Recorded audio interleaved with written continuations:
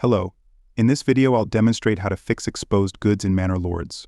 First, ensure you've built the necessary structures, like the storehouse or granary, as described in the game. If you've already constructed these buildings but find them empty or inactive, follow these steps to address the issue. Click on the building in question, such as the granary or storehouse, to access its details. Here, you'll see the families assigned to work in these buildings. To get things moving, increase the number of assigned family members.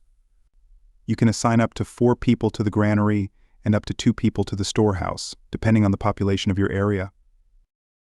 Adjust the number of assigned workers based on your population size. You may need to decrease the number in one building to increase it in the other. Once assigned, people will start working and moving goods to the designated storage areas. That's all there is to it. Thanks for watching. If you found this helpful, please consider leaving a like and subscribing to my channel for more content. See you in my next videos. Bye.